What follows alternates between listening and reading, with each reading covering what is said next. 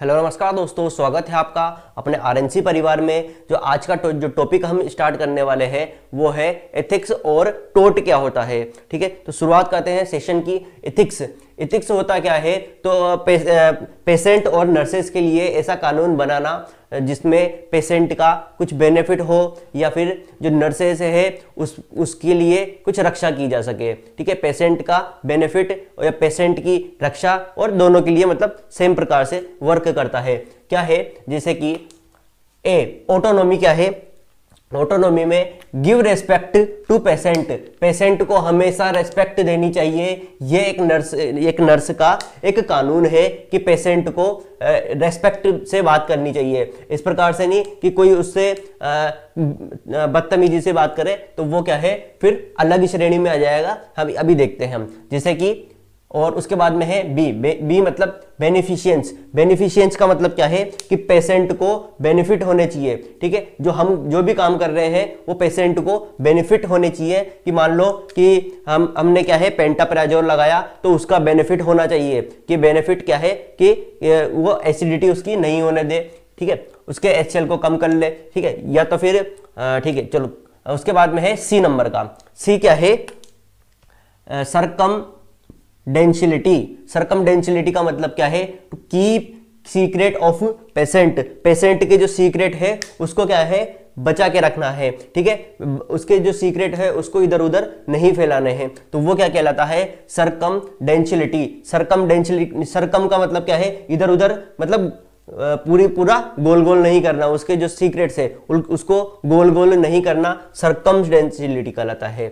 उसके बाद में है नॉन माल एफिशिएंस का मतलब क्या बोल दिया कि नो हार्म, क्या ना नो हार्म मतलब जो पेशेंट को कोई हार्म नहीं पहुंचाना।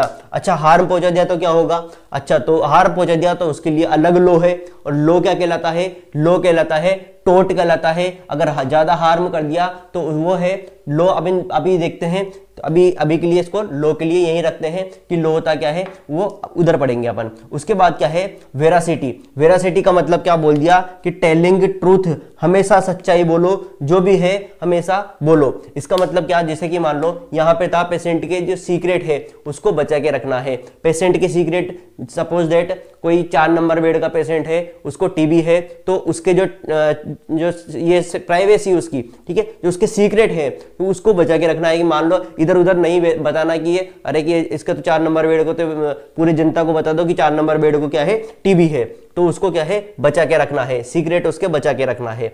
और उसके बाद में वेरासिटी का मतलब क्या है, एक तो ऐसा नहीं है कि उसको जो टीबी है तो टीबी ना बताकर उसको कोई और HIV बता दो, है ना, कोई ऐसी चीज बता दो। तो जो भी बोलना है, मान लो कि पेशेंट के जो अटेंडर है उसको भी सच बोलना है, उसको तो सच बोलना ही पड़ेगा। तो वो क्या है, टेलिंग ट्रूथ, जो भी पेशेंट की कंडीशन होगी तो वो उसको सच बोलना है, वो कहलाती है वेरासिटी कहलाती है। उसके बाद में है क्या, फिडिलिटी का मतलब क्या है, कीप प्रोमिसिंग, मतलब पेशेंट को क्या है, एक प्रॉमिस करना पड़ेगा, प्रॉमिस करना चाहिए। उसके बाद में क्या, जस्टिस क्या मतलब क्या, इक्वली डिस्ट्रीब्यूट पोटेंशियल बेनिफिट, जो भी उसके पोटेंशियल बेनिफिट है वो सबको इक्वली होने चाहिए। मतलब जस्टिस का मतलब है, हमें पता है बिल्कुल एक प्रकार से कि समानता का अधिकार होना चाहिए। ठीक है, जस्टिस कहलाता है। उसके बाद में क्या, बात करते हैं हम लो की। ठीक है, जो बात कर रहे हैं हम यहाँ पे वो क्या है, लो एक प्रकार से ऐसा कानून है जो लागू होता है किन के ऊपर, जो भी कुछ इस प्रकार से वोलेंस करते हैं या फिर जो ये करते हैं। एक बार समझते हैं, जैसे कि लो क्या है, 2 प्रकार के होते हैं। लो 2 प्रकार के कौन कौन से, सिविल लो और क्रिमिनल लो। सिविल लो का मतलब क्या है, जो सिविल लो जो नॉर्मली जो किए जाते हैं और इतनी हार्म नहीं होता है ना, किसी का इतना हार्म नहीं होता है, तो वो क्या है, सिविल लॉ के अंदर आते हैं।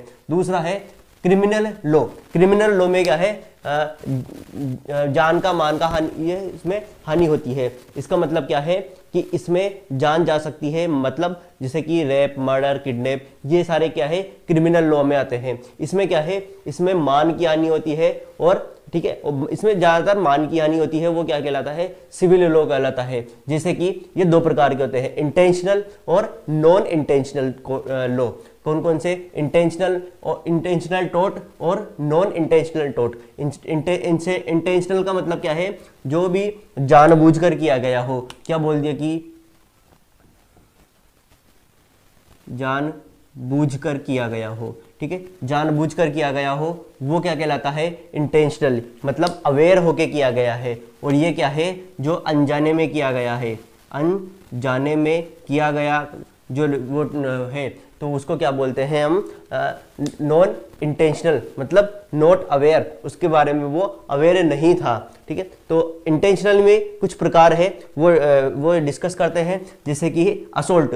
असोल्ट क्या होता है, असोल्ट एक प्रकार से इस प्रकार के है, जैसे कि मान लो वही 4 नंबर बेड पेशेंट, 4 नंबर का बेड का पेशेंट है, वो क्या है, उसको रात में नींद नहीं आ रही, तो उधर से नर्स आएगी और क्या बोलेगी कि सो जा वरना इंजेक्शन लगा दूंगी, या फिर कुछ ऐसे ही इस प्रकार से धमका के उसको सुला देती है। तो वो क्या है, असोल्ट में आता है, कि वो उसके ऊपर असोल्ट कर रही है, ठीक है, सो जा नहीं तो गब्बर आ जाएगा, बिल्कुल वो क्या था, असोल्ट था, ठीक है। उसके बाद में क्या, बैटरी, ठीक है। बैटरी क्या, बैटरी का मतलब होता है कि मान लो वही 4 नंबर का बेड का पेशेंट था, और आपने उसके अच्छी एनपीआर रखी, नर्स पेशेंट रिलेशनशिप रखा, 5 दिन हो गए उसको अच्छे से, आप रात में बैठ के बढ़िया लूडो खेलते उसके साथ में, लेकिन लूडो खेलते खेलते वो सो गया, और सोने के बाद में आपको टाइम हो गया मेडिसिन का, ठीक है, आईएम इंजेक्शन लगाना था, और उससे बिना पूछे और डायरेक्ट आपने बटक्स पे उसके आईएम इंजेक्शन लगा दिया, तो वो आपके ऊपर केस लगा सकता है बैटरी का,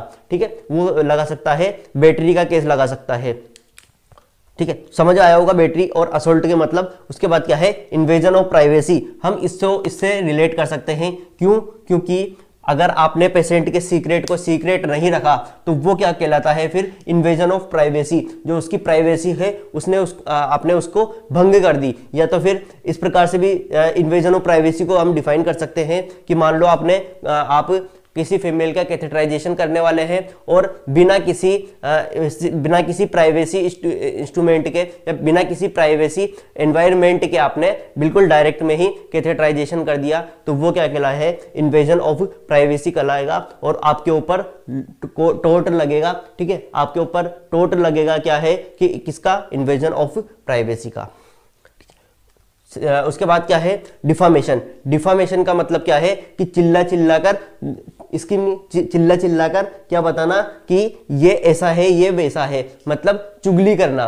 डिफामेशन का मतलब चुगली करना, और चुगली भी कैसे कैसे की जा सकती है, या तो लिख के की जा सकती है, ठीक है, बिल्कुल बातों में नहीं, जैसे मैसेज पे, ठीक है, या फिर किसी चीज इस पे लिख के, चिट्ठी लिख के, या कैसे भी लिख के, लिख कर मतलब लाइबल, ठीक है, लिख के करना मतलब लाइबल, मतलब राइटिंग के थ्रू करना, वो क्या है, डिफामेशन कहलाता है। और डिफामेशन भी एक और होता है, कौन सा, बोल कर किसी के मानहानि करना। जैसे कि मान लो वही 4 नंबर वाला बेड का पेशेंट है, उससे बोल देंगे कि अच्छा, अरे उसको तो HIV है, अरे बहुत बुरी कंडीशन है, ये वो है, मतलब चुगली करते हैं, किसी और से उसकी चुगली कर रहे हैं, तो वो जो पेशेंट है जिसकी चुगली हम कर रहे हैं, तो वो केस लगा सकता है, कौन सा, डिफामेशन का केस लगा सकता है।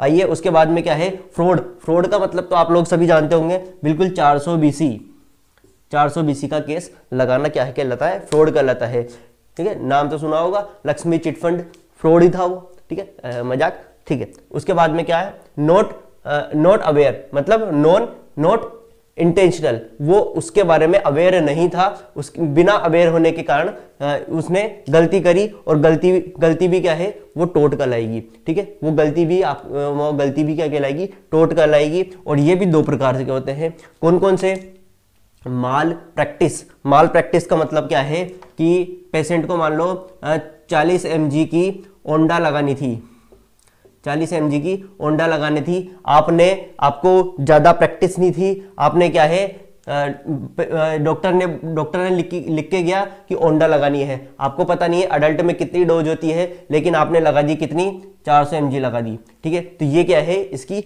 माल प्रैक्टिस है, अनजाने में की, उसको बेचारे को पता नहीं है, लेकिन वो क्या है किसी के लिए नुकसानदायक हो सकती है, पेशेंट की डेथ हो सकती है, तो वो क्या है फिर माल प्रैक्टिस कहलाती है। आई होप समझ आया होगा माल प्रैक्टिस क्या है। और उसके बाद क्या है, नेग्लिजेंसी। नेग्लिजेंसी का मतलब क्या है, उसको प्रैक्टिस है लेकिन उसने क्या है जानबूझकर, मतलब जानबूझकर इंटेंशनली किया, लेकिन मतलब नॉन इंटेंशनली किया, जानबूझकर नहीं किया, लेकिन उससे गलती होगी। कैसे, जैसे कि मान लो किसी पाइप से कोई कूलर भर रहा था, और या फिर कूलर भी मत भरो, अभी तो ठंडा ही है ना, वैसे भी सर्दी है, कूलर का नाम लेंगे भी नहीं अपन क्योंकि ठंड लगेगी, ठीक है। तो इस प्रकार से उदाहरण दे सकते हैं कि मान लो साइड रेल से, बेड की साइड रेल से उसने उसको नीचे नहीं किया, तो ये उसकी गलती थी जो अनजाने में होगी, तो ये क्या कहलाता है, नेग्लिजेंसी कहलाएगा। आई होप ये लॉ समझ में आए होंगे, टोट समझ में आए होंगे और एथिक्स समझ में आए होंगे, ठीक है। तो ऐसे ही वीडियो देखने के लिए बिल्कुल लाइक करें, सब्सक्राइब करें और शेयर करना बिल्कुल ना भूलें। Thank you so much.